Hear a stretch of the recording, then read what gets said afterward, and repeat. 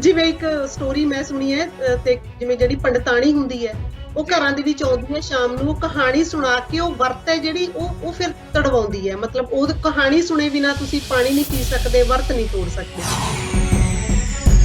ਕਿ ਹੁਣ ਇੱਕ ਦਿਨ ਲਈ ਤਾਂ ਮੇਰੀ ਇਹ ਪਤਨੀ ਬਣੀ ਸੀ ਨਾ, ਇਹਨੇ ਮੈਨੂੰ ਆਪਣਾ ਪਤੀ ਮੰਨ ਲਿਆ ਸੀ, ਸੋ ਮੇਰੇ ਲਈ ਸਾਲ 'ਚ ਇੱਕ ਦਿਨ ਫਾਸਟਿੰਗ ਕੀਤੀ ਜਾਵੇ। ਇਹ ਫਾਸਟਿੰਗ ਦਾ ਟ੍ਰੈਡੀਸ਼ਨ ਹੈ ਜਾਂ ਇੱਕ ਹਫ਼ਤੇ ਦਾ ਭੋਜਨ ਇੱਕ ਦਿਨ 'ਚ ਖਾਣ ਦਾ ਟ੍ਰੈਡੀਸ਼ਨ ਹੈ? ਕਹਿੰਦਾ $5000 ਚ ਪਿਆ, ਕਹਿੰਦਾ ਉਮਰ ਪਤਾ ਨਹੀਂ ਖਰੇ ਵਧਣੀ ਜਾਂ ਨਹੀਂ ਵਧਣੀ, ਪਰ ਕਹਿੰਦਾ ਹਾਰਟ ਅਟੈਕ ਆਉਣ ਦੇ ਬਹੁਤ ਚਾਂਸਸ ਆ ਮੈਨੂੰ।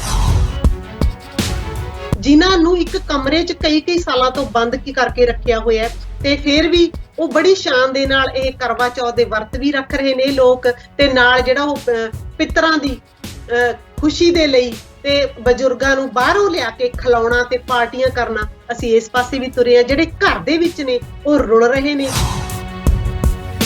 ਜਿਹੜੀਆਂ ਸੁਸਾਇਟੀਜ਼ ਦੇ ਵਿੱਚ ਜਾਂ ਜਿਹੜੇ ਸਮਾਜਾਂ ਦੇ ਵਿੱਚ ਇਹਨਾਂ ਸਿੰਬਲਸ ਨੂੰ ਨਹੀਂ ਅਡਾਪਟ ਕੀਤਾ ਗਿਆ, ਨਹੀਂ ਧਾਰਨ ਕੀਤਾ ਗਿਆ, ਜਾਂ ਜਿਹੜੇ ਫਾਸਟ ਨਹੀਂ ਕਰਦੇ, ਕਿ ਉਹਨਾਂ ਦੇ ਵਿੱਚ ਪਿਆਰ ਹੈ ਨਹੀਂ, ਕਿ ਉੱਥੇ ਉਮਰਾਂ ਲੰਬੀਆਂ ਨਹੀਂ।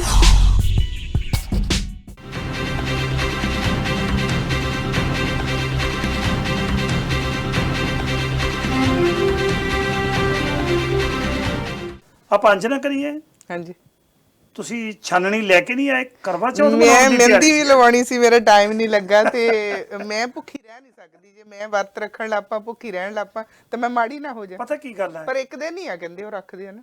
ਇਹ ਘਰ ਵਾਲੇ ਨਹੀਂ ਦੱਸੀ ਹੁੰਦਾ ਵੀ ਮੈਂ ਭੁੱਖੀ ਰਹੀ ਹੋਈ ਆ, ਉਹਨੂੰ ਜੀ। ਕਹਿ ਦੇਈਦਾ ਹੁੰਦਾ ਹਾਂ, ਖਾ ਲਈਦਾ ਕਿ ਮੈਂ ਵਰਤ ਰੱਖਿਆ ਤੇਰੇ ਕਹਿੰਦੇ ਲਈ। ਪਾਪ ਬੜਾ ਲੱਗਦਾ ਜੇ ਹਾਂਜੀ, ਵਿਚਾਰੀ ਦਾ। ਨਹੀਂ ਐਤਕੀ ਤਾਂ ਲੰਘ ਗਿਆ, ਅਗਲੀ ਵਾਰੀ ਮੈਂ ਆਪਣੀ ਘਰ ਵਾਲੀ ਲਈ ਵਰਤ ਰੱਖਣਾ।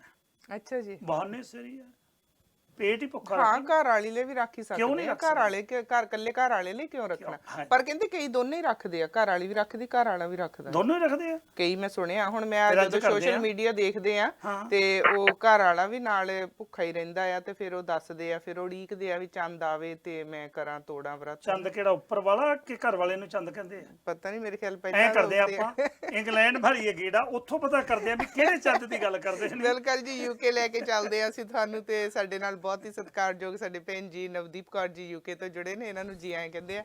ਭੈਣ ਜੀ, ਜੀ ਆਇਆਂ ਨੂੰ ਜੀ ਤੁਹਾਨੂੰ। ਵਾਹਿਗੁਰੂ ਜੀ ਕਾ ਖਾਲਸਾ, ਵਾਹਿਗੁਰੂ ਜੀ ਕੀ ਫਤਿਹ ਜੀ। ਵਾਹਿਗੁਰੂ ਜੀ ਕੀ ਫਤਿਹ ਜੀ। ਵਾਹਿਗੁਰੂ ਜੀ ਕਾ ਖਾਲਸਾ, ਵਾਹਿਗੁਰੂ ਜੀ ਕੀ ਫਤਿਹ ਜੀ। ਲਓ ਜੀ, ਕੱਲ ਇੱਕ ਪਰਿਵਾਰ ਦਾ ਫੋਨ ਆਇਆ, ਆਪਣੇ ਸਿੱਖਾਂ ਦੇ ਪਰਿਵਾਰ ਦਾ ਹੀ ਹੈ। ਮੈਂ ਕਿਹਾ ਜੀ ਕਿਵੇਂ ਹੈ ਬੇਟਾ? ਮੰਮੀ ਘਰੇ ਹੈ? ਕਹਿੰਦਾ ਹਾਂ। ਅੰਕਲ ਕੀ ਗੱਲ? ਕਹਿੰਦੇ ਜੀ ਪਰ ਗੱਲ ਨਹੀਂ ਕਰ ਸਕਦੇ। ਮੈਂ ਕਿਹਾ ਕੀ ਕੀਤਾ? ਕਹਿੰਦੇ ਜੀ ਮਹਿੰਦੀ ਲਾਈ ਵੀ ਆ ਉਹਨਾਂ ਨੇ। ਮੈਂ ਕਿਹਾ ਮਹਿੰਦੀ ਲਾਈ ਵੀ ਆ, ਗੱਲ ਨਹੀਂ ਕਰ ਸਕਦੇ? ਮੂੰਹ ਨੂੰ ਥੋੜੇ ਲੱਗੀ, ਹੱਥਾਂ ਨੂੰ ਲੱਗੀ। ਫੋਨ ਫੜਨਾ ਆਪਣਾ ਬਲਜਿੰਦਰ ਦੀ ਹੱਥਾਂ ਨਾਲ ਤੇ ਪ੍ਰੋਬਲਮ ਹੁੰਦੀ ਹੈ ਨਾ। ਸਹੀ ਗੱਲ ਹੈ ਜੀ। ਸੋ ਇਸ ਕਰਕੇ ਅੱਜ ਮੈਂ ਕਿਹਾ ਵੀ ਸਾਰੇ ਰਲ ਮਿਲ ਕੇ ਕਰਵਾ ਚੌਥ ਹੀ ਮਨਾ ਲਈਏ, ਪਤਾ ਲੱਗੇ ਕਿ ਕਰਵਾ ਚੌਥ ਕੀ ਹੈ, ਕਿਉਂ ਮਨਾਇਆ ਜਾਂਦਾ ਹੈ।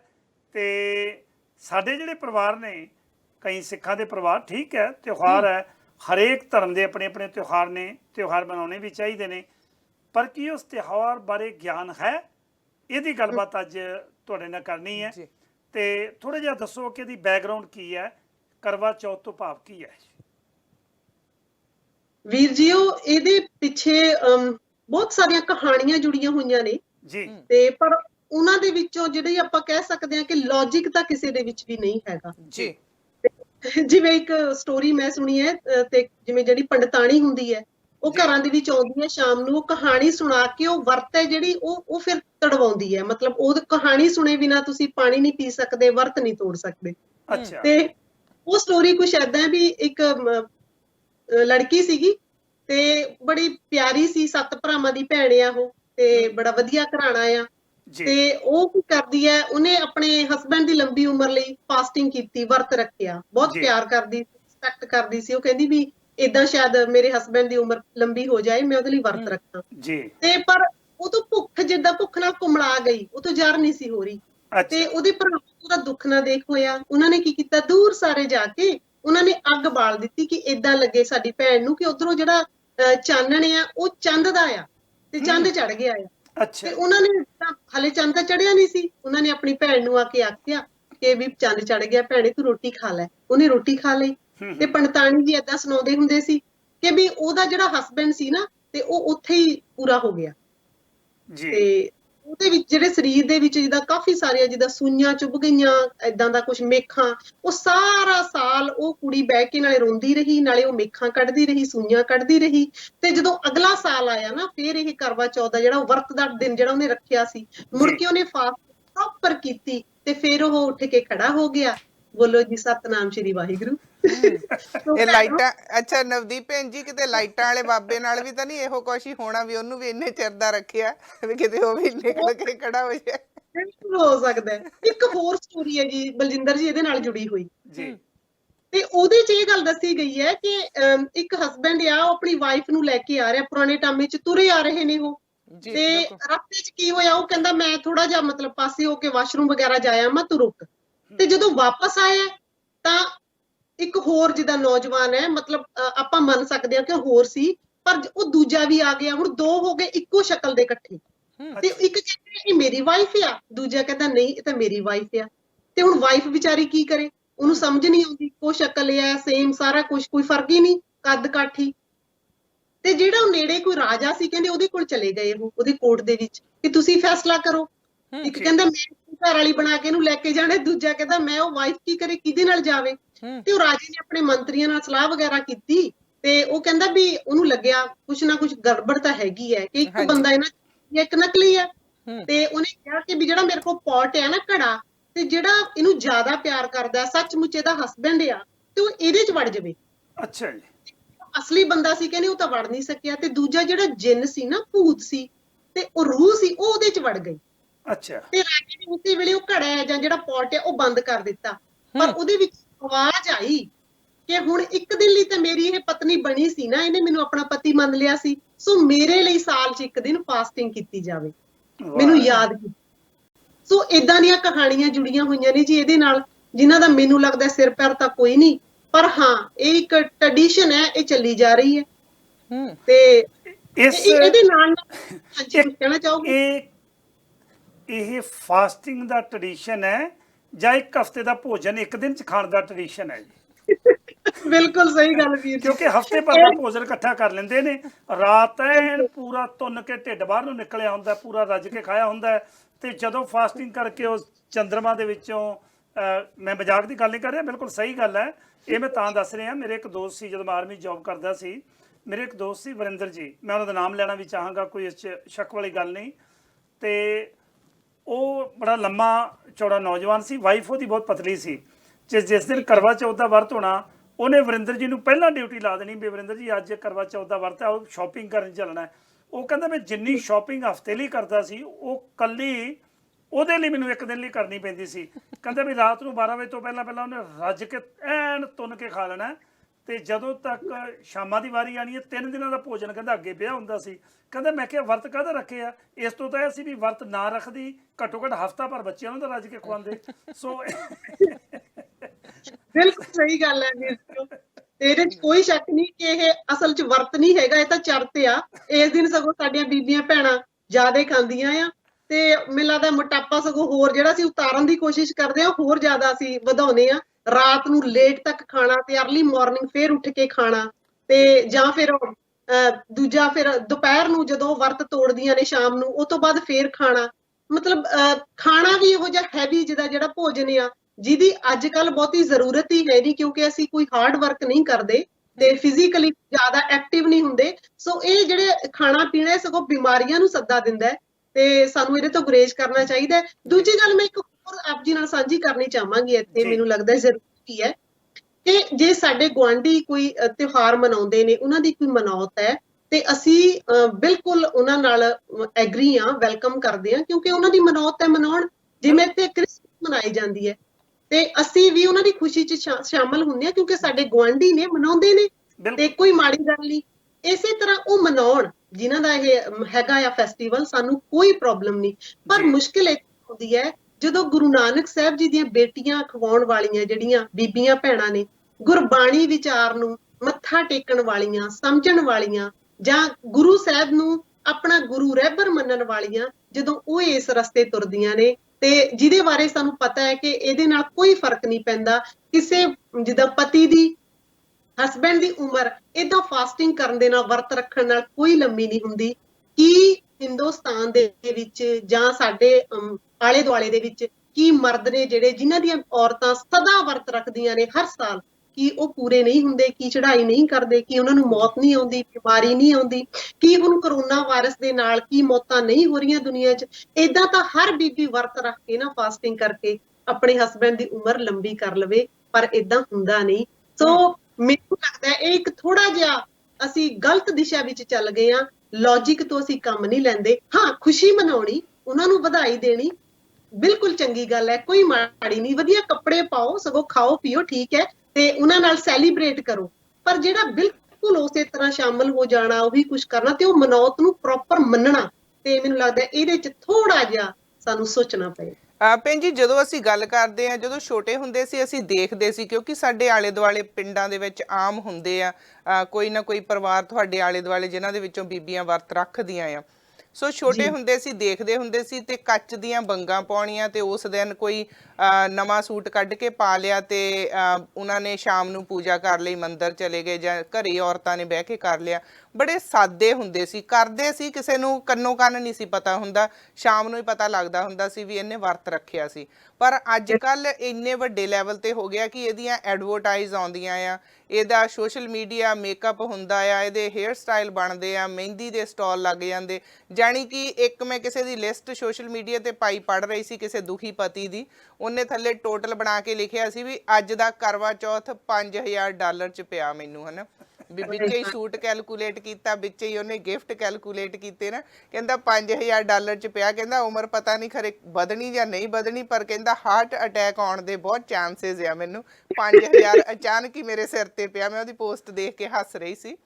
ਔਰ ਉਸ ਤੋਂ ਬਾਅਦ ਉਹਨੇ ਆਪਣੀਆਂ ਫੋਟੋ ਵੀ ਸ਼ੇਅਰ ਕੀਤੀਆਂ ਜਿਹਦੇ ਵਿੱਚ ਉਹ ਆਪਣੀ ਪਤਨੀ ਦੇ ਨਾਲ ਸੀ। ਪਰ ਇਹ ਜਿੱਦਾਂ ਵੱਧ ਬਹੁਤ ਗਿਆ, ਤੇ ਸਾਡੀਆਂ ਆਪਣੀਆਂ ਸਿੱਖ ਪਰਿਵਾਰਾਂ ਦੀਆਂ ਬੱਚੀਆਂ ਭੈਣਾਂ ਉਹ ਵੀ ਇਹਦੇ ਵਿੱਚ ਪੂਰੀ ਸ਼ਿੱਦਤ ਦੇ ਨਾਲ ਅੱਗੇ ਹੋ ਕੇ ਕਰ ਰਹੀਆਂ ਹੈਗੀਆਂ, ਔਰ ਇਹਨੂੰ ਸੋਸ਼ਲ ਮੀਡੀਆ ਤੇ ਬੜਾ ਪ੍ਰਮੋਟ ਕੀਤਾ ਜਾ ਰਿਹਾ। ਕਈ ਵਾਰੀ ਹੈਰਾਨੀ ਹੁੰਦੀ ਆ ਕਿ ਸਾਡੀਆਂ ਭੈਣਾਂ ਵੀ ਵਰਤ ਰੱਖਣ ਲੱਗ ਪਈਆਂ। ਬਿਲਕੁਲ ਸਹੀ ਗੱਲ ਹੈ ਬਲਜਿੰਦਰ ਜੀ। ਮੈਂ ਇਹਦੇ ਨਾਲ ਥੋੜੀਆਂ ਗੱਲਾਂ ਹੋਰ ਐਡ ਕਰਨਾ ਚਾਹੂੰਗੀ, ਕਿਉਂਕਿ ਇਹਨਾਂ ਚੀਜ਼ਾਂ ਨੂੰ ਹੁਣ ਜਿੱਦਾਂ ਬਹੁਤ ਜ਼ਿਆਦਾ ਜਿੱਦਾਂ ਮਾਰਕੀਟਿੰਗ ਇਹਦੀ ਕੀਤੀ ਜਾ ਰਹੀ ਹੈ। ਮਤਲਬ ਜਿਹੜੇ ਸ਼ੌਪਾਂ ਵਾਲੇ ਨੇ, ਬਿਜ਼ਨਸਮੈਨ ਨੇ, ਉਹਨਾਂ ਨੂੰ ਜਿਵੇਂ ਉਹ ਦੀਵਾਲੀ, ਕੋਈ ਵੀ ਤਿਉਹਾਰ ਹੋਵੇ, ਤੇ ਉਹਦੇ ਤੇ ਉਹਨਾਂ ਨੇ ਖਾਸ ਤੌਰ ਤੇ ਮਠਿਆਈਆਂ, ਪੈਕਿੰਗ ਤੇ ਆਪਣੀਆਂ ਸ਼ੌਪਾਂ ਨੂੰ ਸਜਾਉਣਾ ਕਿ ਲੋਕੀ ਆਉਣ, ਗਾਹਕੀ ਵਧੇ।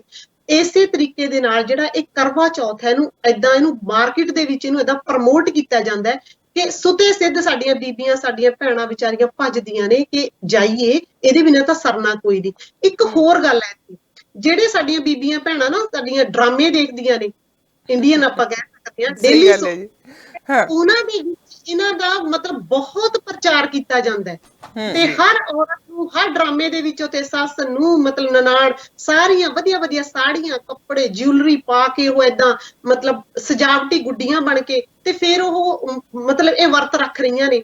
ਤੇ ਸਰ ਜਦੋਂ ਸਾਡੀਆਂ ਬੀਬੀਆਂ ਉਹਨਾਂ ਨੂੰ ਦੇਖਦੀਆਂ ਨੇ ਤਾਂ ਉਹਨਾਂ ਦਾ ਆਪਣੇ ਆਪ ਮਨ ਕਰਦਾ ਹੈ, ਉਧਰ ਨੂੰ ਜਾਂਦੀਆਂ ਨੇ ਕਿ ਅਸੀਂ ਵੀ ਰੱਖੀਏ, ਜਦੋਂ ਇਹ ਰੱਖ ਰਹੀਆਂ ਨੇ ਤਾਂ ਅਸੀਂ ਵੀ ਰੱਖਣਾ। ਸੋ ਇਹ ਬਹੁਤ ਵੱਡੀ ਇੱਕ ਮੰਡੀ ਬਣ ਗਈ ਹੈ, ਇੱਕ ਮਾਰਕੀਟ ਬਣ ਗਈ ਹੈ। ਤੇ ਇਹਦੇ ਤੋਂ ਮੇਰਾ ਖਿਆਲ ਹੈ, ਜੇ ਅਸੀਂ ਘੱਟ ਆਮਦਨ ਵਾਲੇ ਜਿਹੜੇ ਪਰਿਵਾਰ ਨੇ ਤੇ ਜਿਨ੍ਹਾਂ ਦਾ ਵਿਚਾਰਿਆਂ ਦਾ ਗੁਜ਼ਾਰਾ ਹੀ ਮਸਾ ਚੱਲਦਾ ਹੈ, ਉਹਨਾਂ ਲਈ ਬੜਾ ਮੁਸ਼ਕਿਲ ਹੈ। ਜਿਵੇਂ ਹੁਣੇ ਤੁਸੀਂ ਵੀ ਦੱਸਿਆ ਕਿ $5000 ਦੇ ਵਿੱਚ ਜੇ ਕਰਵਾ ਚੌਥ ਪੈਂਦਾ ਤਾਂ ਬਈ ਇਹ ਤਾਂ ਬਹੁਤ ਔਖਾ ਹੈ। ਕਿੱਦਾਂ ਉਹ ਪਰਿਵਾਰ ਸਰਵਾਈਵ ਕਰਨਗੇ ਜਿਨ੍ਹਾਂ ਦੇ ਘਰਾਂ ਦੇ ਵਿੱਚ ਬੱਚਿਆਂ ਲਈ ਰੋਟੀ ਨਹੀਂ ਹੈ। ਉਹ ਬੀਬੀਆਂ ਵੀ ਕਹਿੰਦੇ ਨੇ ਕਿ ਨਵਾਂ ਸੂਟ ਹੋਵੇ, ਆਪਣੇ ਹਸਬੈਂਡ ਨੂੰ ਤੁੰਨੀ ਜਾਣਾ, ਤੇ ਇੰਨਾ ਮੇਰੇ ਲਈ ਖਾਣਾ ਆਵੇ, ਆ ਸਾਰਾ ਕੁਝ ਚਾਹੀਦਾ ਹੈ। ਕਿਉਂ? ਕਿਉਂਕਿ ਤੇਰੇ ਹੀ ਪਿੱਟ ਸਿਆਪਾ ਕਰਨ ਲੱਗੀ ਹੋਈਆਂ। ਤੁਹਾਡੇ ਪਿੱਟ ਸਿਆਪੇ ਤੋਂ ਮੈਨੂੰ ਯਾਦ ਆਇਆ, ਮੈਂ ਬਹੁਤ ਛੋਟੀ ਸੀ, ਸਾਡੇ ਗੁਆਂਢ ਦੇ ਵਿੱਚ ਇੱਕ ਪਰਿਵਾਰ ਰਹਿੰਦਾ ਸੀ। ਖੈਰ ਹੁਣ ਤੇ ਉਹ ਆਂਟੀ ਹੈ ਨਹੀਂ, ਅਸੀਂ ਉਹਨਾਂ ਨੂੰ ਗਰਮੀਤੋ ਆਂਟੀ ਕਹਿੰਦੇ ਸੀ, ਹੁਣ ਤੋਂ ਦੁਨੀਆ ਤੇ ਨਹੀਂ ਰਹੇ। ਤੇ ਉਹਨਾਂ ਨੇ ਵਰਤ ਰੱਖਿਆ, ਤੇ ਜਿਹੜੀ ਉਹਨਾਂ ਨੇ ਡਿਮਾਂਡ ਕੀਤੀ ਸੀਗੀ ਤੇ ਉਹ ਉਹਨਾਂ ਦੀ ਨਹੀਂ ਪੂਰੀ ਹੋਈ। ਤੇ ਉਹ ਆਪਣੇ ਬੱਚੇ ਲੈ ਕੇ ਤਾਂ ਬਾਹਰ ਬੈਠੇ ਹੈਗੇ ਆ, ਦਰਵਾਜ਼ੇ ਦੇ ਵਿੱਚ ਬੈਠੇ ਆ, ਤੇ ਉੱਥੇ ਬੈਠੀ ਰੋਣ ਡਈ ਆ ਵਰਤ ਵਾਲੇ ਦਿਨ। ਔਰ ਕੋਈ ਗੱਲ ਹੋਈ ਤੇ ਉਹ ਜਦੋਂ ਕੋਲ ਦੀ ਕੋਈ ਲੰਘਿਆ ਪਿੰਡ ਦਾ, ਤੇ ਉਹ ਕਹਿੰਦੇ ਵੀ ਗਰਮੀਤੋ ਕੀ ਹੋਇਆ, ਤੂੰ ਰੋਣ ਡਈ ਆ? ਕਹਿੰਦੀ ਉਹਦਾ ਉਹ ਮਰ ਗਿਆ, ਕਹਿੰਦੀ ਉਹਦਾ ਸਿਆਪਾ ਕਰਨ ਡਈ ਆ ਇੱਥੇ ਬੈਠੀ, ਤੇ ਸਾਰੇ ਪਿੰਡ 'ਚ ਗੱਲ ਫੈਲ ਗਈ ਵੀ ਉਹ ਤਾਰੂ ਸੀ ਉਹਨਾਂ ਦਾ ਨਾਂ, ਵੀ ਤਾਰੂ ਮਰ ਗਿਆ, ਤਾਰੂ ਵੀ ਗਰਮੀ ਤੋਂ ਬਾਹਰ ਬੱਚੇ ਲੈ ਕੇ ਬੈਠੀ ਆ। ਤੇ ਜਦੋਂ ਪਿੰਡ ਦੇ ਇਕੱਠੇ ਹੋ ਕੇ ਗਏ ਤੇ ਉਹਨੂੰ ਪੁੱਛਿਆ ਤੇ ਉਹ ਕਹਿੰਦੀ ਵੀ ਮੈਂ ਜੋ ਕਿਹਾ ਸੀ ਇਹਦਾ ਹੀ ਤਾਂ ਮੈਂ ਸਿਆਪਾ ਕਰਦੀ ਆ, ਸਵੇਰ ਦੀ ਭੁੱਖੀ ਆ, ਤੇ ਇਹਨੇ ਜੋ ਮੈਂ ਕਿਹਾ ਸੀ ਲਿਆਂਦਾ ਨਹੀਂ। ਫਿਰ ਪਤਾ ਲੱਗਾ ਵੀ ਇਹ ਗੁੱਸੇ 'ਚ ਹੀ ਸਿਆਪਾ ਕਰ ਰਹੀ ਹੈ, ਤਾਰੂ ਠੀਕ ਹੈ। ਤਾਰੂ ਜਿਉਂਦਾ ਜੀ। ਸਾਡੇ ਨਾਲ ਇੱਕ ਕਾਲਰ ਆ ਜੀ, ਉਹਨਾਂ ਦੇ ਨਾਲ ਵੀ ਗੱਲ ਕਰਦੇ ਆ। ਸਵਾਗਤ ਹੈ ਜੀ ਤੁਹਾਡਾ ਸਾਂਝਾ ਟੀਵੀ ਤੇ। ਸਤਿ ਸ਼੍ਰੀ ਅਕਾਲ ਜੀ। ਸਤਿ ਸ੍ਰੀ ਅਕਾਲ ਭੈਣ ਨੂੰ ਤੇ ਸਿੰਘ ਸਾਹਿਬ, ਸਤਿ ਸ੍ਰੀ ਅਕਾਲ ਜੀ। ਸਤਿ ਸ਼੍ਰੀ ਅਕਾਲ ਜੀ। ਬੇਨਤੀ ਹੈ ਜੀ, ਅੱਜ ਕੱਲ ਦੇ ਸੈਂਦੇ ਜੁਮੇ ਚ ਸਾਡੀਆਂ ਧੀਆਂ ਭੁੱਖੇ ਗਏ ਕਿਉਂ ਮਰਦੀਆਂ, ਤੇ ਆਪਣਾ ਚੰਦੀ ਵੀਡੀਓਗ੍ਰਾਫੀ ਕਰ ਲੈਣ, ਜੇ ਬੈਠੀ ਪੀ ਉਦੋਂ ਟੀਵੀ ਤੇ ਚਲਾ ਕੇ ਵੇਖ ਲੈ, ਤੇ ਜਦੋਂ ਬ੍ਰੇਕਫਾਸਟ ਕਰਨਾ ਉਦੋਂ ਚਲਾ ਕੇ ਵੇਖ ਲੈਣ। ਸਹੀ ਗੱਲ ਆ ਤਾਂ ਬੜਾ ਟੈਕਨੋਲੋਜੀ ਦੇ ਨਾਲ ਰਿਲੇਟਡ ਤੁਸੀਂ ਸਾਨੂੰ ਦੱਸਿਆ ਤਰੀਕਾ। Thank you. ਹਾਂਜੀ ਇੱਕ ਹੋਰ ਗੱਲ ਦਾ ਜੀ, ਕਰਵਾ ਚੌਥ ਇਹ ਗੱਲ ਤੇ ਸਾਡੇ ਆਪਣੇ ਪੰਜਾਬ ਚ ਪੁਰਾਣਾ ਮਲੇਰੀਆ ਚੜ੍ਹਦਾ ਹੁੰਦਾ ਸੀ ਨਾ, ਤੇ ਉਦੋਂ ਕੋਈ ਆਪਣਾ ਡਾਕਟਰ ਤੋਂ ਦਵਾ ਲੈਣ ਚਲੀ ਗਈ, ਤੇ ਉਹਨੇ ਵੇਖਿਆ ਕਹਿੰਦੀ 2-3 ਜਾਂਦੀ ਸੀ, ਤੇ ਉਹ ਕਹਿੰਦਾ ਵੀ ਇਹ ਵਾਰੀ ਦਾ ਪਾਠ, ਮਲੇਰੀਆ ਨੂੰ ਵਾਰੀ ਦਾ ਪਾਠ ਕਹਿੰਦੇ ਸੀ, ਤਾਪ ਕਹਿੰਦੇ ਸੀ ਜੀ। ਤੇ ਉਹ ਕਿਹਦੀ ਵਾਰੀ ਦਾ ਕਹਿੰਦੇ ਇੱਕ ਦਿਨ ਲੈ ਤੇ ਇੱਕ ਦਿਨ ਚੜ੍ਹ, ਕਹਿੰਦੇ ਵਾਰੀ ਦਾ ਤਾਪ ਤਾਂ ਹੋਵੇ ਨਾ, ਇੱਕ ਦਿਨ ਤੈਨੂੰ ਚੜੇ ਤੇ ਇੱਕ ਦਿਨ ਮੈਨੂੰ ਚੜੇ। ਸਹੀ ਗੱਲ ਹੈ ਵਾਰੀ ਦਾ ਤਾਂ ਤੇ ਕਿਤੇ ਜ਼ਰੂਰਤ। ਥੈਂਕ ਯੂ ਜੀ, ਬਹੁਤ ਧੰਨਵਾਦ ਜੀ। ਥੈਂਕ ਯੂ ਜੀ, ਥੈਂਕ ਯੂ। ਸਤਿ ਸ਼੍ਰੀ ਅਕਾਲ ਜੀ। ਮੈਂ ਥੋੜਾ ਜਿਹਾ ਨਵਦੀਪ ਜੀ ਤੁਹਾਡੇ ਨਾਲ ਗੱਲ ਕਰਨਾ ਚਾਹੁੰਦਾ। ਗੁਰਬਾਣੀ ਇਸ ਵਰਤ ਬਾਰੇ ਕੀ ਕਹਿੰਦੀ ਹੈ? ਗੁਰਮਤ ਪ੍ਰਪੇਖ ਤੋਂ ਜੇ ਗੁਰਬਾਣੀ ਦੇ ਸੰਦਰਭ ਚੋਂ ਆਪਾਂ ਦੇਖੀਏ, ਸਿੱਖੀਜ਼ਮ ਦੇ ਸੰਦਰਭ ਚੋਂ ਦੇਖੀਏ, ਕਿਉਂਕਿ ਹੌਲੇ ਹੌਲੇ ਚੰਗੀ ਗੱਲ ਹੈ ਜਿਹੜੇ ਲੋਕ ਕਰ ਰਹੇ ਨੇ, ਉਹਨਾਂ ਦਾ ਟ੍ਰੈਡੀਸ਼ਨ ਹੈ, ਉਹ ਆਪਣੇ ਟ੍ਰੈਡੀਸ਼ਨ ਮੁਤਾਬਕ ਕਰ ਰਹੇ ਨੇ। ਗੁਰਬਾਣੀ ਕੀ ਕਹਿੰਦੀ ਹੈ?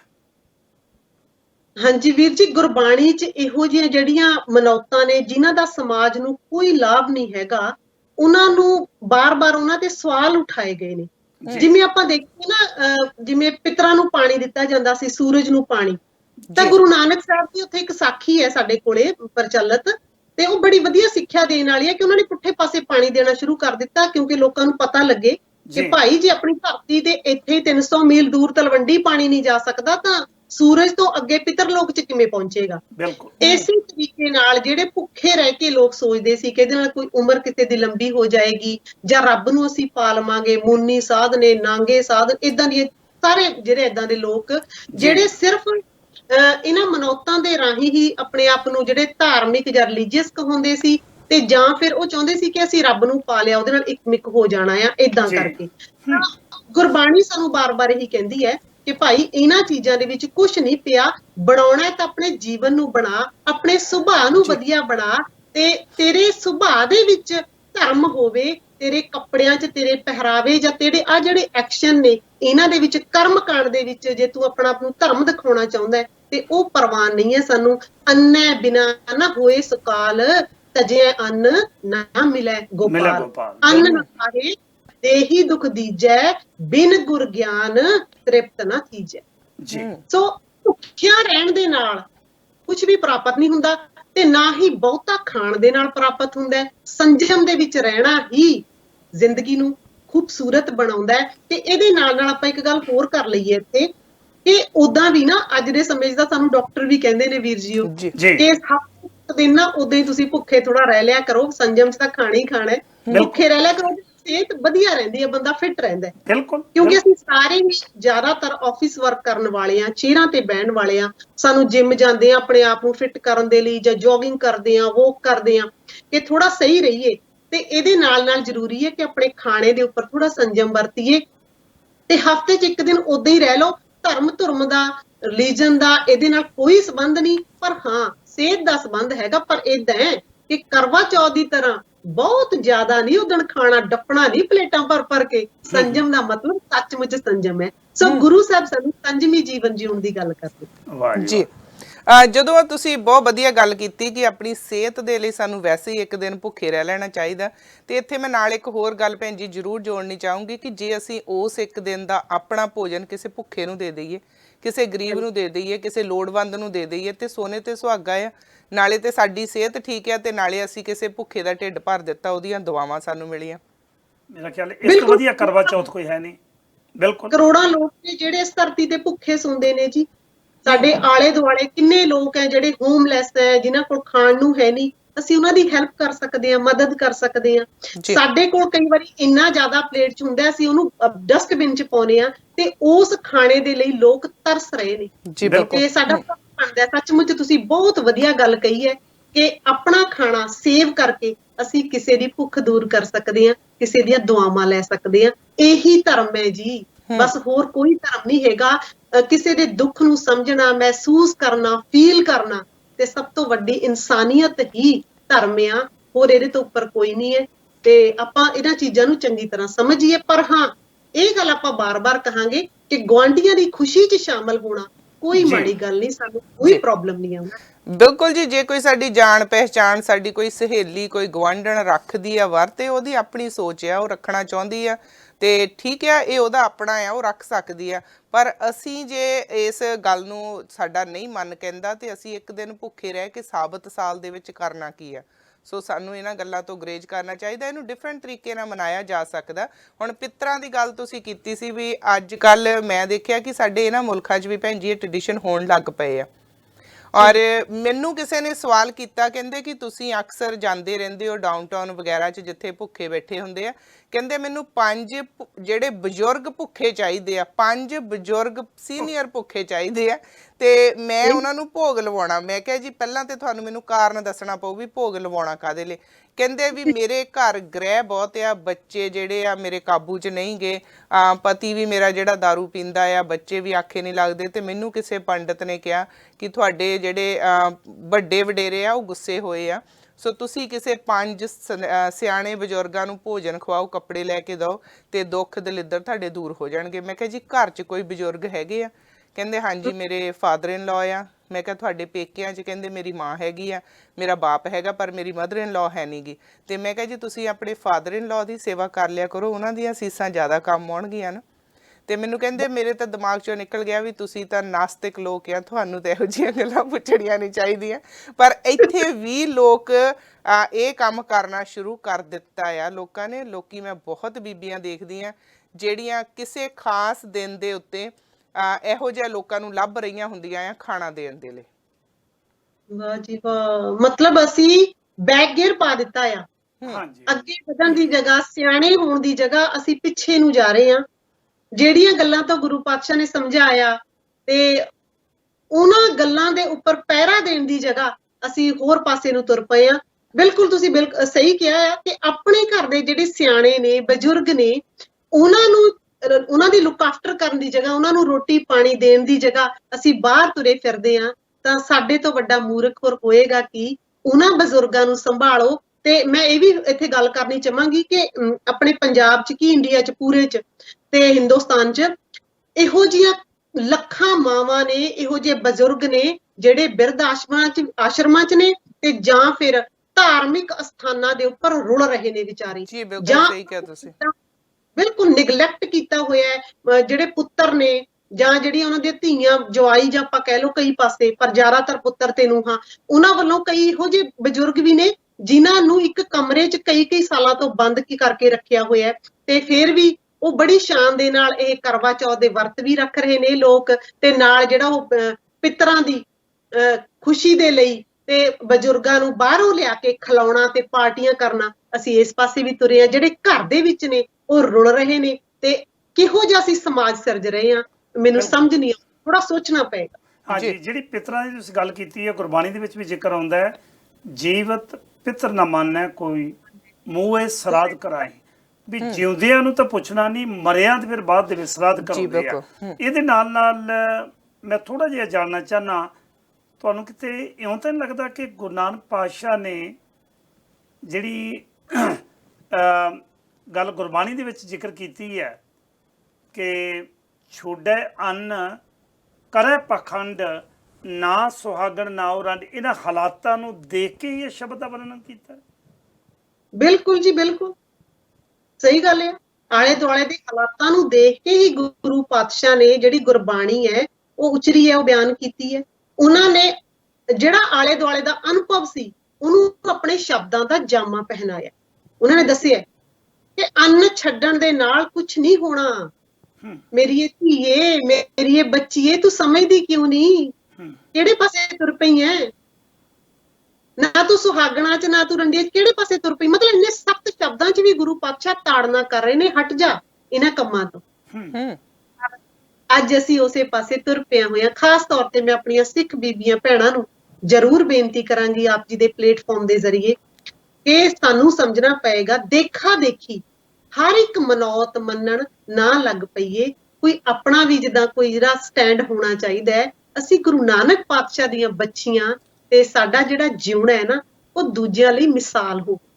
ਅਸੀਂ ਤਾਂ ਉਸ ਨੂੰ ਸੇਧ ਦਈਏ। ਹੁਣ ਜੇ ਟੀਵੀ ਦੇ ਵਿੱਚ ਉਹਨਾਂ ਸੀਰੀਅਲਾਂ ਦੇ ਵਿੱਚ ਜੇ ਬੀਬੀਆਂ ਨੇ ਬੜੇ ਬੜੇ ਉੱਥੇ ਉਹ ਪਾਏ ਹੋਏ ਨੇ ਮੰਗਲ ਸੂਤਰ, ਤਾਂ ਸਾਡੀਆਂ ਭੈਣਾਂ ਸਾਰੀਆਂ ਨੇ ਮੰਗਲ ਸੂਤਰ ਪਾਉਣੇ ਸ਼ੁਰੂ ਕਰ ਦਿੱਤੇ, ਹੈਨਾ, ਸੰਧੂਰ ਪਾਉਣੇ ਸ਼ੁਰੂ ਕਰ ਦਿੱਤੇ। ਮਤਲਬ ਕਿ ਪੁਰਾਣੇ ਟਾਈਮਾਂ 'ਚ ਤੁਸੀਂ ਬਲਜਿੰਦਰ ਭੈਣ ਜੀ ਦੇਖਿਆ ਹੋਣਾ, ਸਾਡੀਆਂ ਮਾਵਾਂ ਦਾਦੀਆਂ ਕਦੀ ਵੀ ਨਹੀਂ ਸੀ ਪਾਉਂਦੀਆਂ ਮੰਗਲ ਸੂਤਰ ਵਗੈਰਾ। ਬਿਲਕੁਲ ਜੀ। ਇੱਕ ਗੱਲ ਹਮੇਸ਼ਾ ਮੈਂ ਸੁਣਦੀ ਹੁੰਦੀ ਸੀ, ਸਾਡੇ ਮੇਰੇ ਦਾਦੀ ਜੀ ਕਹਿੰਦੇ ਹੁੰਦੇ ਸੀ ਕਿ ਕੰਨਾਂ ਦੇ ਵਿੱਚ ਛੋਟੀਆਂ ਛੋਟੀਆਂ ਮੁਰਕੀਆਂ ਜੀਆਂ ਪਾ ਕੇ ਰੱਖਣੀਆਂ ਮੇਰੇ ਮਾਤਾ ਜੀ ਨੇ। ਉਸ ਸਮੇਂ 'ਚ ਸੋਨਾ ਵੀ ਬੜਾ ਮਹਿੰਗਾ ਹੁੰਦਾ ਸੀ ਤੇ ਸਾਰੇ ਇਹੀ ਸੋਚਦੇ ਹੁੰਦੇ ਸੀ ਕਿ ਮਹਿੰਗਾ ਸੋਨਾ ਸੀ ਤੇ ਨਹੀਂ ਖਰੀਦਦੇ ਸੀ, ਥੋੜਾ ਬਹੁਤਾ ਹੁੰਦਾ ਸੀ, ਪਰ ਕਦੇ ਮੈਂ ਕਿਸੇ ਦੇ ਸੰਧੂਰ ਜਾਂ ਮੰਗਲ ਸੂਤਰ ਪਾਇਆ ਨਹੀਂ ਦੇਖਿਆ ਸੀ। ਪਰ ਹੁਣ ਜਦੋਂ ਇੱਕ ਜਿਹੜੇ ਰਿਵਾਜ ਵੀ ਆ ਸਾਡੇ ਵਿਆਹਾਂ ਸ਼ਾਦੀਆਂ ਦੇ, ਚੁੰਨੀ ਚੜਾਉਣ ਜਾਂਦੇ ਆ, ਸੰਧੂਰ ਪਾਇਆ ਜਾਂਦਾ ਆ, ਫਿਰ ਕਈ ਹੋਰ ਵੀ ਇਹੋ ਜਿਹੇ ਟ੍ਰੈਡੀਸ਼ਨ ਕੀਤੇ ਜਾਂਦੇ ਜਿਹੜੇ ਕਿ ਅਸੀਂ ਪਹਿਲਾਂ ਕਦੇ ਵੀ ਨਹੀਂ ਦੇਖੇ ਸੀ। ਵਿਆਹਾਂ ਸ਼ਾਦੀਆਂ ਦੇ ਵਿੱਚ ਇਹੋ ਜਿਹਾ ਕੁਝ ਨਹੀਂ ਹੁੰਦਾ, ਬੜੇ ਸਾਦੇ ਵਿਆਹ ਹੁੰਦੇ ਸੀ ਤੇ ਹੁਣ ਇਹ ਸਾਰੇ ਫੋਲੋ ਕੀਤੇ ਜਾਂਦੇ ਆ। ਤੇ ਕਹਿੰਦੇ ਸੁਹਾਗ ਦੀ ਨਿਸ਼ਾਨੀ ਆ ਸੰਧੂਰ ਪਾਉਣਾ, ਇਹ ਸਾਡੀਆਂ ਬੀਬੀਆਂ ਕਹਿ ਰਹੀਆਂ ਨੇ। ਫਿਰ ਮਰਦਾਂ ਦੇ ਲਈ ਕੋਈ ਇਹੋ ਜਿਹਾ ਮਤਲਬ ਸੁਹਾਗ ਦੀ ਜਾਂ ਕੀ ਉਹਨੂੰ ਮੈਂ ਕਹਾਂ, ਹੁਣ ਬੀਬੀਆਂ ਲਈ ਉਹਨਾਂ ਦੀ ਲੰਬੀ ਉਮਰ ਦੇ ਲਈ ਨਾ ਤਾਂ ਉਹਨਾਂ ਵੱਲੋਂ ਫਾਸਟਿੰਗ ਕੀਤੀ ਜਾਂਦੀ ਹੈ, ਕੋਈ ਟ੍ਰੈਡੀਸ਼ਨ ਨਹੀਂ, ਤੇ ਨਾ ਉਹਨਾਂ ਵੱਲੋਂ ਕੋਈ ਇਹੋ ਜਿਹਾ ਲੌਕਟ ਜਾਂ ਕੁਝ ਪਾਇਆ ਜਾਂਦਾ, ਕੋਈ ਚਿੰਨ ਕਹਿ ਲਈਏ ਜਿਹਨੂੰ, ਕੋਈ ਸਿੰਬਲ ਜਿਹਦੇ ਕਰਕੇ ਪਤਾ ਲੱਗੇ ਕਿ ਇਹ ਵੀ ਵਿਆਹੁਤਾ ਮਰਦੇ ਆ। ਕਿ ਔਰਤਾਂ ਲਈ ਸਭ ਕੁਝ ਜ਼ਰੂਰੀ ਹੈ? ਕਦੀ ਇਹਦੇ ਬਾਰੇ ਵੀ ਸੋਚੀਏ ਕਿ ਜਿਹੜੀਆਂ ਸੁਸਾਇਟੀਜ਼ ਦੇ ਵਿੱਚ ਜਾਂ ਜਿਹੜੇ ਸਮਾਜਾਂ ਦੇ ਵਿੱਚ ਇਹਨਾਂ ਸਿੰਬਲਸ ਨੂੰ ਨਹੀਂ ਅਡਾਪਟ ਕੀਤਾ ਗਿਆ, ਨਹੀਂ ਧਾਰਨ ਕੀਤਾ ਗਿਆ, ਜਾਂ ਜਿਹੜੇ ਫਾਸਟ ਨਹੀਂ ਕਰਦੇ, ਕਿ ਉਹਨਾਂ ਦੇ ਵਿੱਚ ਪਿਆਰ ਹੈ ਨਹੀਂ, ਕਿ ਉੱਥੇ ਉਮਰਾਂ ਲੰਬੀਆਂ ਨਹੀਂ, ਜਾਂ ਉੱਥੇ ਉਹ ਸਾਰਾ ਕੁਝ ਨਹੀਂ ਹੈਗਾ ਜੋ ਅਸੀਂ ਇਧਰੋਂ ਮਤਲਬ ਦੇਖ ਕੇ ਉਹ ਚੀਜ਼ਾਂ ਧਾਰਨ ਕਰ ਰਹੇ ਹਾਂ। ਜੀ ਭੈਣ ਜੀ, ਸਾਡੇ ਨਾਲ ਇੱਕ ਕਾਲਰ ਹੈ ਜੀ। ਸਵਾਗਤ ਹੈ ਜੀ ਤੁਹਾਡਾ ਸਾਂਝਾ ਟੀਵੀ ਤੇ। ਸਤਿ ਸ਼੍ਰੀ ਅਕਾਲ ਜੀ। ਹਾਂਜੀ, ਸਤਿ ਸ਼੍ਰੀ ਅਕਾਲ ਕੁਲਦੀਪ ਸਿੰਘ ਹੋਰਾਂ ਨੂੰ ਤੇ ਭੈਣ ਜੀ ਨੂੰ ਸਾਰੇ। ਹਾਂਜੀ, ਸਤਿ ਸ਼੍ਰੀ ਅਕਾਲ ਡਾਕਟਰ ਜਗਜੀਤ ਜੀ। ਸਤਿ ਸ਼੍ਰੀ ਅਕਾਲ ਜੀ। ਮੈਂ ਤੁਹਾਡੇ ਮੀਡੀਅਮ ਤੇ, ਵੈਸੇ ਮੇਰਾ ਥੋੜਾ ਜਿਹਾ ਟੌਪਿਕ ਡਿਫਰੈਂਟ, ਬਿਲਕੁਲ ਠੀਕ ਚੱਲ ਰਿਹਾ, ਮੈਂ ਉਹਦੇ ਨਾਲ ਕ੍ਰਿਟਿਸਾਈਜ਼ ਨਹੀਂ ਕਰ ਰਿਹਾ ਜੀ, ਪਰ ਮੈਂ ਇਹ ਲਿਆਉਣਾ ਚਾਹੁੰਦਾ ਤੁਹਾਡੇ ਮਾਧਿਅਮ ਵਿੱਚ ਕਿ ਅਸੀਂ ਜਦੋਂ ਮਹਿੰਦੀ ਲਗਾਉਂਦੇ ਆ ਤੇ ਕਦੀ ਅਸੀਂ ਇਹ ਕੁਐਸਚਨ ਕੀਤਾ ਕਿ ਸਾਡੇ ਮਹਿੰਦੀ ਨਾਲ ਹੱਥ ਲਾਲ ਕਿਉਂ ਹੋ ਜਾਂਦੇ ਆ? ਕਦੀ ਇਹ ਸੋਚਿਆ ਕਿ ਮਹਿੰਦੀ ਜਿਹੜੀ ਆ ਉਹ ਐਸਿਡਿਕ ਹੈ, ਉਹ ਤੁਹਾਡੇ ਸੈੱਲਾਂ ਨੂੰ ਥੱਲੇ ਤੱਕ ਸਾੜਦੀ ਹੈ, ਅੱਛਾ, ਡੀਕਲਰ ਕਰਦੀ ਹੈ। ਇਹ ਠੀਕ ਹੈ ਕਿ ਉਹ ਪੇਨ ਨਹੀਂ ਕਰਦੀ, ਤੇ ਇਸ ਕਰਕੇ ਤੁਸੀਂ ਆਪਣੀ ਬਾਡੀ ਨੂੰ ਖੁਦ ਸਾੜ ਰਹੇ ਹੁੰਦੇ ਹੋ ਮਹਿੰਦੀ ਨਾਲ। ਟੈਕਨੀਕਲੀ ਜਾ ਕੇ ਬੇਸ਼ੱਕ ਗੂਗਲ ਤੇ ਵੀ ਪੜ੍ਹ ਲਓ ਤੇ ਭਾਵੇਂ ਜਿੱਥੇ ਮਰਜ਼ੀ ਪੜ੍ਹ ਲਓ। ਵਾਹ। ਤੁਸੀਂ ਆਪ ਸਾੜ ਕੇ, ਤੇ ਉਹ ਕਿਉਂਕਿ ਗਰੋ ਕਰਦੇ ਆ, ਤੁਹਾਡੇ ਬਾਡੀ ਸੈੱਲਸ ਗਰੋ ਕਰਦੇ ਹੁੰਦੇ ਆ, ਤੇ ਵਕਤ ਦੇ ਨਾਲ 7 ਤੋਂ 15 ਦਿਨਾਂ ਵਿੱਚ ਜਦੋਂ ਸੈੱਲ ਥੱਲੇ ਉੱਪਰ ਆ ਜਾਂਦੇ ਆ ਤਾਂ ਉਹ ਖਤਮ ਹੋ ਜਾਂਦੀ ਹੈ। ਸੋ ਕੀ ਮਹਿੰਦੀ ਲਗਾਉਣ ਨਾਲ ਅਸੀਂ ਆਪਣੇ ਆਪ ਨੂੰ ਨੁਕਸਾਨ ਜਿਹੜਾ ਪਹੁੰਚਾਉਂਦੇ ਹਾਂ? ਜੇ ਕਿਸੇ ਨੂੰ ਕਹੀਏ ਕਿ ਐਸਿਡ ਪਾਣਾ ਹੈ ਤੇ ਕੋਈ ਕਹੇਗਾ ਮੈਂ ਪਾਣਾ, ਤੇ ਸਾਰੇ ਅਸੀਂ ਮਹਿੰਦੀਆਂ ਲਗਵਾਉਣ ਤੁਰੇ ਹੁੰਦੇ ਆ, ਔਰ ਡਿਫਰੈਂਟ ਤਰ੍ਹਾਂ ਨਾਲ ਲਗਵਾਉਂਦੇ ਆ ਜੀ। ਮੈਂ ਇਹ ਇੱਕ ਜਸਟ ਪੱਖ ਲਿਆਉਣਾ ਚਾਹੁੰਦਾ ਸੀ ਕਿ ਇਹ ਚੀਜ਼ ਅਸੀਂ ਕੀ ਕਰ ਰਹੇ ਹਾਂ। ਥੈਂਕ ਯੂ ਜੀ, ਥੈਂਕ ਯੂ ਡਾਕਟਰ ਜਗਜੀਤ ਜੀ, ਥੈਂਕ ਯੂ ਜੀ। ਇਹ ਸਾਇੰਟਿਸਟ ਨੇ ਡਾਕਟਰ ਜਗਜੀਤ ਸਿੰਘ ਹੁਣੀ, ਬਕਾਇਦਾ PAU ਦੇ ਵਿੱਚ ਪ੍ਰੋਫੈਸਰ ਵੀ ਰਹੇ ਨੇ, ਬਹੁਤ ਵਧੀਆ। ਸਾਡੇ ਜਿੱਥੇ ਗੈਸਟ ਹੁੰਦੇ ਆ ਉੱਥੇ ਸਾਡੇ ਸਰੋਤੇ ਵੀ ਨੇ।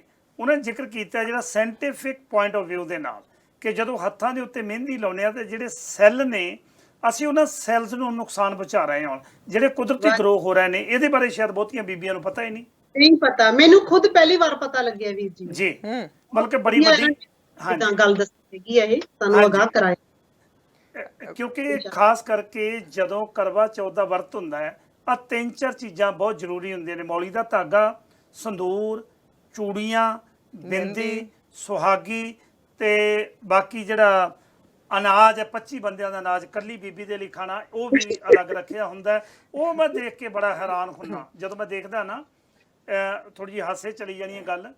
ਵੈਸੇ ਬੀਬੀਆਂ ਲਈ ਇੱਕ ਸੁਜੈਸ਼ਨ ਹੈ ਮੇਰੇ ਵੱਲੋਂ, ਜਿਨ੍ਹਾਂ ਨੂੰ ਇਹ ਆ ਵੀ ਜਿਹਦੇ ਘਰ ਵਾਲਾ ਇਹ ਕਹਿੰਦਾ ਕਿ ਨਹੀਂ ਜੀ ਤੂੰ ਮੇਕਅਪ ਨਹੀਂ ਕਰਨਾ ਜਾਂ ਮੇਕਅਪ ਨਹੀਂ ਲਿਆਉਣਾ, ਆਪਾਂ ਇਹ 'ਤੇ ਪੈਸੇ ਨਹੀਂ ਖਰਚ ਕਰਨੇ, ਉਹ ਵਰਤ ਰੱਖ ਲਵੇ। ਬਸ ਸਾਲ ਦੇ ਵਿੱਚ ਇੱਕ ਵਾਰੀ ਵਰਤ ਰੱਖਿਆ, ਪੂਰੇ ਸਾਲ ਦਾ ਮੇਕਅਪ ਮੇਰਾ ਖਿਆਲ ਹੈ ਉਸੇ ਦਿਨ ਹੀ ਆ ਜਾਂਦਾ ਜੀ। ਇਹ ਬੜਾ ਵੱਡਾ ਇੱਕ ਫੰਡ ਹੈ ਜਿਹੜਾ ਅਸੀਂ ਸੋਚਣ ਦਾ ਯਤਨ ਨਹੀਂ ਕਰਦੇ। ਬੜੀ ਵੱਡੀ ਇੱਕ ਸਾਜ਼ਿਸ਼ ਹੈ ਕਿ ਕਿਵੇਂ ਇਹਦੀ ਮਾਰਕੀਟਿੰਗ ਹੌਲੇ ਹੌਲੇ ਹੋ ਰਹੀ ਹੈ, ਔਰ ਉਹ ਮਾਰਕੀਟਿੰਗ ਹੌਲੇ ਹੌਲੇ ਜਿਵੇਂ ਤੁਸੀਂ ਜ਼ਿਕਰ ਕੀਤਾ ਕਿ ਉਹਨਾਂ ਨਾਟਕਾਂ ਦੇ ਵਿੱਚ ਆ ਗਈ ਹੈ।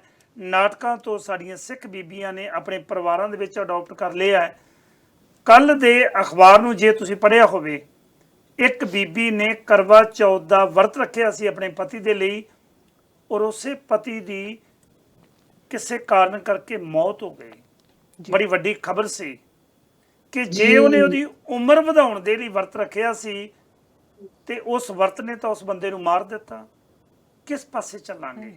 ਕਿਉਂਕਿ ਇਹ ਜਿਹੜੇ ਵਹਿਮ ਨੇ, ਇਹ ਭਰਮ ਨੇ, ਇਹ ਪਖੰਡ ਨੇ, ਇਹ ਇਹੋ ਜਿਹੀਆਂ ਅਖੌਤਾਂ ਨੇ, ਇਹ ਸਾਇੰਟੀਫਿਕ ਪੁਆਇੰਟ ਆਫ ਵਿਊ ਦੇ ਨਾਲ ਨਾਲ ਸਾਨੂੰ ਵੈਸੇ ਵੀ ਸਮਾਜਿਕ ਤੌਰ ਤੇ ਬੜਾ ਪਿੱਛੇ ਲਿਜਾ ਰਹੀਆਂ ਨੇ, ਬਹੁਤ ਪਿੱਛੇ ਲਿਜਾ ਰਹੀਆਂ। ਅੱਗੇ ਵੀਰ ਜੀ ਆਪਣੀਆਂ ਧੀਆਂ ਨੂੰ ਤੇ ਪੜ੍ਹੀਆਂ ਲਿਖੀਆਂ ਹੋਰ ਜਿਹੜੀਆਂ ਸਾਡੀ ਨੈਕਸਟ ਟੂ ਨੈਕਸਟ ਜਨਰੇਸ਼ਨ ਹੈ, ਉਹਨੂੰ ਅਸੀਂ ਕੀ ਦਿੰਦੇ ਜਾ ਰਹੇ ਹਾਂ, ਇਹ ਵੀ ਸੋਚਣਾ ਪਏਗਾ ਸਾਨੂੰ। ਹਾਂਜੀ ਬਿਲਕੁਲ ਜੀ, ਬਿਲਕੁਲ। ਤੇ ਹਾਂ, ਤੇ ਆਪਾਂ ਇਹੀ ਗੱਲ ਕਰ ਰਹੇ ਹਾਂ ਕਿ ਪੁਰਾਣੇ ਟਾਈਮਾਂ 'ਚ ਮੰਨਿਆ ਸਾਡੀਆਂ ਬੀਬੀਆਂ, ਸਾਡੀਆਂ ਦਾਦੀਆਂ, ਨਾਨੀਆਂ ਜਾਂ ਪੜਦਾਦੀਆਂ ਬਹੁਤੀਆਂ ਪੜ੍ਹੀਆਂ ਲਿਖੀਆਂ ਨਹੀਂ ਸੀ ਵਿਚਾਰੀਆਂ, ਹਨਾ ਜੀ।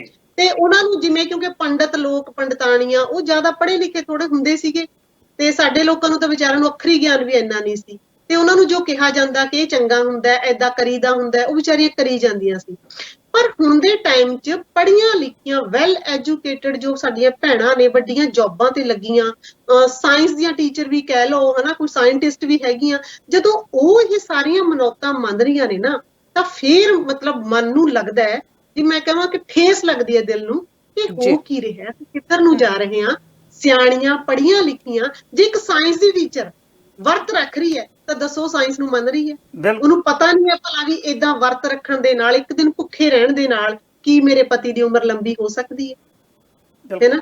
ਏਦਾਂ ਤਾਂ ਹਰ ਕੋਈ ਕਰ ਲਵੇ, ਪਰ ਉਹ ਕਰ ਰਹੀ ਹੈ, ਫਿਰ ਵੀ ਕਰ ਰਹੀ ਹੈ, ਉਸ ਮਨੌਤ ਨੂੰ ਮੰਨ ਰਹੀ ਹੈ, ਤੇ ਉਹਦੇ ਜਿਹੜੇ ਸਟੂਡੈਂਟ ਨੇ, ਉਹਦੇ ਬੱਚੇ, ਉਹਦੇ ਤੋਂ ਕੀ ਲੈਸਨ ਲੈਣ? ਜੀ ਬਿਲਕੁਲ। ਇਹ ਸੋਚਣਾ ਪੈਣਾ ਸਾਨੂੰ, ਅਸੀਂ ਸੁਸਾਇਟੀ ਨੂੰ ਕਿੱਧਰ ਲੈ ਕੇ ਜਾ ਰਹੇ ਹਾਂ, ਕੀ ਅਸੀਂ ਬਣਾਉਣਾ ਹੈਗਾ। ਬਿਲਕੁਲ। ਸੋ ਸਿਆਣੇ ਇਹ ਸਮਝਦਾਰ ਬਣੀਏ, ਦੇਖਾ ਦੇਖੀ ਕੁਝ ਨਾ ਕਰੀਏ, ਆਪਣੀ ਸਮਝ ਤੋਂ ਕੰਮ ਲਈਏ। ਜੇ ਸਾਡੇ ਕੋਲ ਸਮਝ ਥੋੜੀ ਘੱਟ ਹੈ ਤਾਂ ਗੁਰਬਾਣੀ ਨੂੰ ਵਿਚਾਰ ਲਈਏ। ਇੰਨੇ ਸਿਆਣੇ ਇਨਕਲਾਬੀ 35 ਮਹਾਪੁਰਖ ਗੁਰੂ ਗ੍ਰੰਥ ਸਾਹਿਬ ਦੇ ਅੰਦਰ ਬੈਠੇ ਨੇ, ਕਦੀ ਉਹਨਾਂ ਨੂੰ ਸਮਝ ਲਈਏ, ਉਹਨਾਂ ਤੋਂ ਸੁਣ ਲਈਏ, ਮੱਥੇ ਬੜੇ ਟੇਕ ਲਏ ਤੇ ਬੜੀਆਂ ਪਰਕਰਮਾਂ ਕਰ ਲਈਆਂ, ਪਰ ਉਹਨਾਂ ਨੂੰ ਸਮਝ ਕੇ ਵਿਚਾਰ ਕੇ ਉਹਨਾਂ ਦੇ ਇਲਾਹੀ ਬੋਲਾਂ ਨੂੰ ਕਿਤੇ ਅਸੀਂ ਆਪਣੇ ਜ਼ਿੰਦਗੀ 'ਚ ਢਾਲਿਆ ਹੁੰਦਾ ਤਾਂ ਸਾਨੂੰ ਅੱਜ ਸਾਡੀਆਂ ਬੀਬੀਆਂ ਨੇ ਜਿਹੜੀਆਂ ਇਹ 5-5 ਹਜ਼ਾਰ ਡਾਲਰ ਦੇ ਵਿੱਚ ਕਰਵਾ ਚੌਥ ਰੱਖਦੀਆਂ, ਬਿਲਕੁਲ ਨਜ਼ਰ ਨਾ ਆਉਂਦੀ। ਸੋਚਣਾ ਬਿਲਕੁਲ ਜੀ। ਅਸਲ 'ਚ ਮੈਂ ਬੜਾ ਹੈਰਾਨ ਹੁੰਦਾ ਕਿ ਇੱਕ ਛਾਨਣੀ ਹੁੰਦੀ ਹੈ, ਮੈਂ ਕੁਝ ਵੀਡੀਓ ਦੇਖੀਆਂ ਨੇ, ਇੱਕ ਨਾਟਕ ਚੱਲਦੇ ਆ, ਮੇਰੀ ਕੁਦਰਤੀ ਨਿਗਾਹ ਪੈ ਗਈ ਕਿਸੇ ਨਾਟਕ ਦੇ ਉੱਤੇ, ਕਿਉਂਕਿ ਸਾਰੇ ਪਾਸੇ ਦੇਖਣਾ ਪੈਂਦਾ ਹੈ। ਉਸ ਨਾਟਕ ਦੇ ਵਿੱਚ, ਮੈਂ ਨਾਂ ਨਹੀਂ ਲੈਣਾ ਚਾਹੁੰਦਾ, ਉਸ ਨਾਟਕ ਦੇ ਵਿੱਚ ਸਿੱਖ ਪਰਿਵਾਰ ਹੈ, ਸਰਦਾਰ ਜੀ ਨੇ, ਦੂਸਰੇ ਪਾਸੇ ਉਹਦੀ ਵਾਈਫ ਵਰਤ ਰੱਖ ਰਹੀ ਹੈ, ਤੇ ਜਿਹੜਾ ਛਾਨਣੀ ਹੈ, ਛਾਨਣੀ ਦੇ ਵਿੱਚੋਂ ਚੰਦਰਮਾ ਦੇਖ ਰਹੀ ਹੈ। ਛਾਨਣੀ 'ਚ ਦੀਵਾ ਵੀ ਰੱਖਿਆ ਹੁੰਦਾ। ਉਹਨੂੰ ਕਮਲੀ ਨੂੰ ਇਹ ਪੁੱਛੇ ਵੀ ਛਾਨਣੀ 'ਚੋਂ ਚੰਦਰਮਾ ਕਲੀਅਰ ਦਿਖੇਗਾ ਕਿ ਵੈਸੇ ਸਿੱਧੀ ਅੱਖ ਨਾਲ ਚੰਦਰਮਾ ਸਿੱਧਾ ਦਿਖੇਗਾ? ਪਤਾ ਨਹੀਂ ਲੋਕਾਂ ਦੀ ਜਿਹੜੀ ਸੋਚਣੀ ਹੈ ਉਹ ਕਿੱਥੇ ਹੈ, ਕਿਉਂਕਿ ਜਿਉਂ-ਜਿਉਂ ਉਹ ਥੋੜਾ ਜਿਹਾ, ਪੰਡਤ ਦਾ ਮਤਲਬ ਹੁੰਦਾ ਚਲਾਕ, ਚੁਸਤ, ਉਹ ਚੁਸਤ ਵਿਅਕਤੀ ਉਹਨਾਂ ਨੂੰ ਆਪਣੇ ਜਾਲ ਦੇ ਵਿੱਚ ਇਸ ਤਰ੍ਹਾਂ ਬੁਣ ਰਿਹਾ, ਇਸ ਤਰ੍ਹਾਂ ਦੱਸ ਰਿਹਾ, ਤੇ ਉਸੇ ਤਰ੍ਹਾਂ ਕਰਕੇ ਫਿਰ ਜਿੰਨਾ ਚਿਰ ਤੁਸੀਂ ਉਹ ਕਥਾ ਪੜ੍ਹਨ ਵਾਲੀ ਬੀਬੀ ਨੂੰ ਪੈਸੇ ਨਹੀਂ ਨਾ ਦਿੰਦੇ, ਉਹਨਾਂ ਚਿਰ ਉਮਰ ਪੂਰੀ ਨਹੀਂ ਹੁੰਦੀ। ਕਿਉਂਕਿ ਉਮਰ ਪੂਰੀ ਕਰਨ ਦੇ ਲਈ ਘਰ ਵਾਲੇ ਦੀ ਵਧਾਉਣੀ ਹੈ, ਘਰ ਵਾਲੇ ਦੀ ਉਮਰ ਵਧਾਉਣੀ ਹੈ, ਫਿਰ 20-25 ਦਿਨ ਕਹਿੰਦੇ ਜੇ ਪੂਰੇ ਪੈਸੇ ਨਾ ਦਿੱਤੇ ਜਾਣ 20-25 ਦਿਨ ਘਟ ਜਾਂਦੀ ਹੈ। ਕਦੇ ਸੋਚ ਸਕਦੇ ਹੋ ਕਿ ਮਤਲਬ ਜ਼ਰੂਰੀ ਹੈ?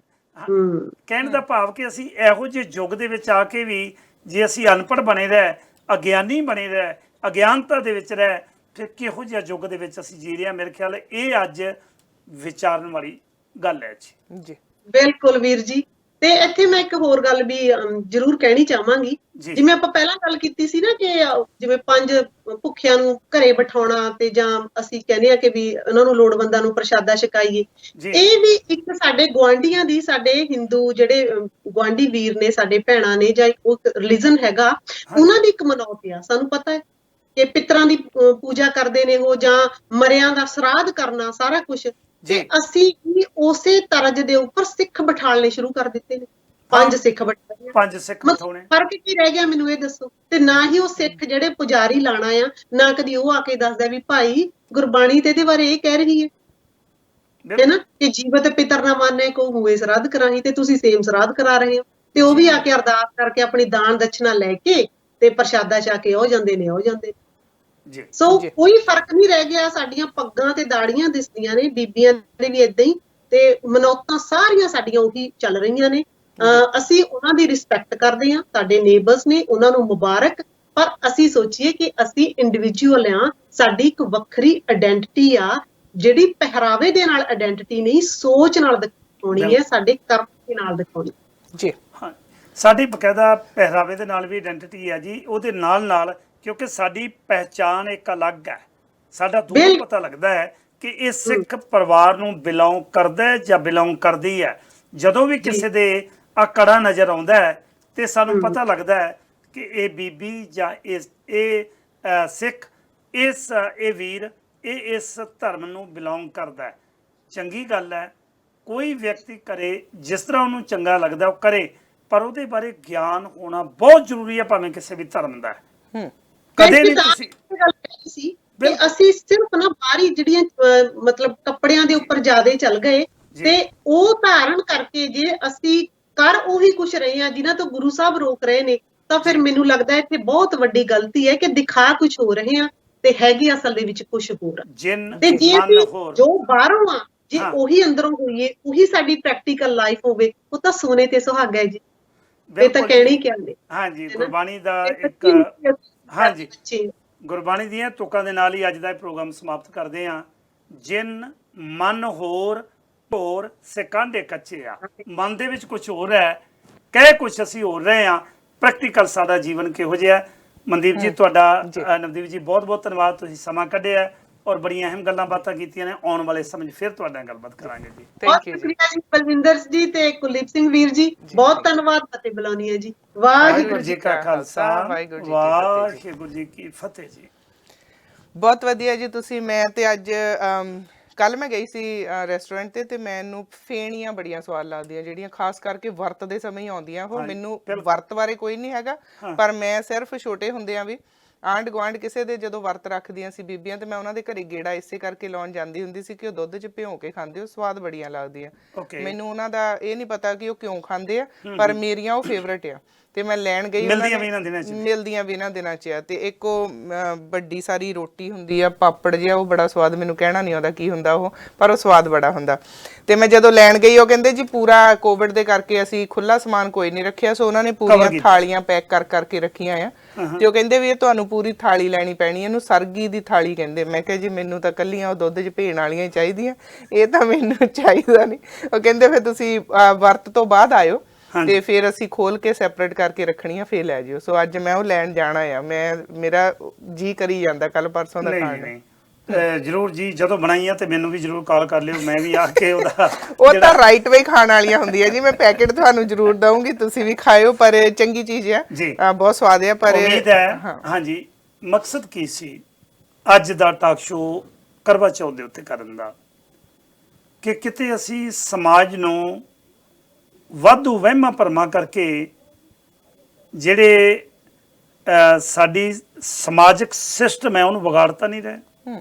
ਆਉਣ ਵਾਲੀ ਜਿਹੜੀ ਸਾਡੀ ਨੈਕਸਟ ਜਨਰੇਸ਼ਨ ਹੈ, ਸਾਡੀ ਆਉਣ ਵਾਲੀ ਪੀੜ੍ਹੀ ਹੈ, ਜੇ ਉਹ ਸਾਡੀ ਪੀੜ੍ਹੀ ਕੋਈ ਸਵਾਲ ਸਾਨੂੰ ਪੁੱਛਦੀ ਹੈ ਕਿ ਇਹ ਵਰਤ ਦੇ ਨਾਲ ਜੇ ਲੋਕਾਂ ਦੀਆਂ ਉਮਰਾਂ ਵਧੀਆਂ ਹੋਣ, ਤੇ ਫਿਰ ਸਾਡੇ ਬਾਰਡਰਾਂ ਦੇ ਉੱਤੇ ਜਿਹੜੇ ਲੜ ਰਹੇ, ਬਾਰਡਰ ਦੀ ਰੱਖਿਆ ਕਰ ਰਹੇ ਵੀਰ ਨੇ, ਉਹ ਕਦੇ ਮਰਦੇ ਨਾ। ਵੈਸੇ ਆਪਾਂ ਸਮਾਂ ਤਾਂ ਜਾਣਦਾ ਹੋਇਆ ਸਾਡੀਆਂ ਲਾਈਨਸ ਫਲੈਸ਼ ਕਰ ਰਹੀਆਂ, ਤੇ ਮੈਨੂੰ ਲੱਗਦਾ ਕਿ ਕਿ ਸਮਾਂ ਵਾਧੂ ਹੋ ਚੁੱਕਾ ਹੈ ਹੂੰ ਤੇ ਆਪਾਂ ਕੱਲ ਨੂੰ ਇਹਨਾਂ ਨੂੰ ਬੇਨਤੀ ਕਰਾਂਗੇ, ਕੱਲ ਨੂੰ ਜਰੂਰ ਕਾਲ ਕਰਿਓ ਜਦੋਂ ਚੱਲ ਰਹੀ ਹੁੰਦੀ ਹੈ ਗੱਲਬਾਤ, ਕਿ ਸਮੇਂ ਤੋਂ ਬਾਅਦ ਫਿਰ ਬੜਾ ਕਈ ਵਾਰ ਮੁਸ਼ਕਲ ਹੁੰਦਾ, ਜਰੂਰ ਕਾਲ ਕਰਿਓ ਜੀ। ਤੇ ਮੇਰਾ ਖਿਆਲ ਹੈ ਵੀ ਅੱਜ ਦਾ ਪ੍ਰੋਗਰਾਮ ਆਪਾਂ ਇੱਥੇ ਹੀ ਸਮਾਪਤ ਕਰੀਏ। ਥੈਂਕ ਯੂ ਜੀ ਤੁਹਾਡਾ, ਕੱਲ ਫਿਰ ਮਿਲਦੇ ਹਾਂ। ਸਤਿ ਸ਼੍ਰੀ ਅਕਾਲ ਜੀ। ਸਤਿ ਸ਼੍ਰੀ ਅਕਾਲ। ਇਹ ਸਨ ਜੀ ਮੇਰੇ ਨਾਲ ਸੀਨੀਅਰ ਜਰਨਲਿਸਟ ਕੁਲਦੀਪ ਸਿੰਘ ਜੀ ਤੇ ਸਾਡੇ ਨਾਲ ਨਵਦੀਪ ਕੌਰ ਜੀ ਜਿਹੜੇ ਯੂਕੇ ਤੋਂ ਸਾਡੇ ਨਾਲ ਸ਼ਾਮਲ ਹੋਏ ਸੀ, ਤੇ ਜਸਵੀਰ ਸਿੰਘ ਪੱਟੀ ਪੰਜਾਬ ਤੋਂ। ਉਮੀਦ ਕਰਦੀ ਹਾਂ ਖਬਰਸਾਰ ਬਿਹਾਈਂਡ ਦਾ ਨਿਊਜ਼ ਤੁਸੀਂ ਜਰੂਰ ਪਸੰਦ ਕਰ ਰਹੇ ਹੋਵੋਗੇ। ਫੀਡਬੈਕ ਜਰੂਰ ਦਿਆ ਕਰੋ। ਤੇ 7 ਨਵੰਬਰ ਨੂੰ ਸ਼ਨੀਵਾਰ ਵਾਲੇ ਦਿਨ ਐਬਸਫੋਰਡ ਦੇ ਵਿੱਚ ਸਨ ਫਾਰਮ ਤੇ ਢੇਸੀ ਮੀਟ ਤੇ ਲਾਈਵ ਔਨ 에ਅਰ ਹੋਣ ਜਾ ਰਿਹਾ। ਸਾਂਝੇ ਦੀ ਸਾਰੀ ਟੀਮ ਉੱਥੇ ਪਹੁੰਚੇਗੀ 12 ਵਜੇ ਤੋਂ ਲੈ ਕੇ 4 ਵਜੇ ਤੱਕ, ਤੇ ਖਿਆਲ ਰੱਖਿਓ ਤੁਸੀਂ ਉੱਥੇ ਪਹੁੰਚਿਓ ਜਰੂਰ, ਔਰ ਗਾਈਡਲਾਈਨ ਦਾ ਸਾਰੀਆਂ ਦਾ ਖਿਆਲ ਰੱਖਿਓ। ਸੋ ਜਿਹੜੀ ਸੇਲ ਕਾਫੀ ਹੋਵੇਗੀ, ਬਹੁਤ ਸਾਰੀਆਂ ਚੀਜ਼ਾਂ ਜਿਹੜੀਆਂ ਤੁਹਾਨੂੰ ਗਰੋਸਰੀ ਦੇ ਨਾਲ ਫ੍ਰੀ ਵੀ ਦਿੱਤੀਆਂ ਜਾਣਗੀਆਂ ਜੇ ਤੁਸੀਂ ਕੁਝ ਉੱਥੋਂ ਖਰੀਦਦੇ ਹੋ। ਕੁਝ ਇੱਕ ਲਿਮਿਟਸ ਵੀ ਉਹਦੀਆਂ ਹੈਗੀਆਂ, ਗਾਈਡਲਾਈਨਸ ਵੀ ਹੈ, ਪਰ ਕੋਵਿਡ ਨੂੰ ਧਿਆਨ 'ਚ ਜ਼ਰੂਰ ਰੱਖਿਓ ਤੇ ਤੁਸੀਂ ਆਪਣੀ ਸਰੀਰਕ ਦੂਰੀ ਬਣਾ ਕੇ ਰੱਖਿਓ, ਮਾਸਕ ਪਹਿਨ ਕੇ ਆਇਓ ਤੇ ਸੈਨੀਟਾਈਜ਼ਰ ਵਗੈਰਾ ਆਪਣਾ ਸਾਰਾ ਪ੍ਰੋਪਰ ਲੈ ਕੇ ਆਇਓ। ਤੇ ਅਸੀਂ ਤੁਹਾਨੂੰ ਉੱਥੇ ਮਿਲਾਂਗੇ ਜੀ। ਸੋ ਕੱਲ ਫਿਰ ਖਬਰਸਾਰ ਦੇ ਵਿੱਚ ਤੁਹਾਡੇ ਨਾਲ ਮੁਲਾਕਾਤ ਹੋਵੇਗੀ। ਸੀਨੀਅਰ ਜਰਨਲਿਸਟ ਕੁਲਦੀਪ ਸਿੰਘ ਜੀ ਹੀ ਸਾਡਾ ਕੱਲ ਵੀ ਸਾਥ ਦੇਣਗੇ। ਸੋ ਕੱਲ ਤੱਕ ਤੁਸੀਂ ਰੱਖਿਓ ਖਿਆਲ। ਮੇਰੇ ਵੱਲੋਂ ਦੇਖ ਰਹੇ ਸਾਰੇ ਪਰਿਵਾਰਾਂ ਨੂੰ ਪਿਆਰ, ਸਿਹਤ, ਸਤਿ ਸ਼੍ਰੀ ਅਕਾਲ ਜੀ।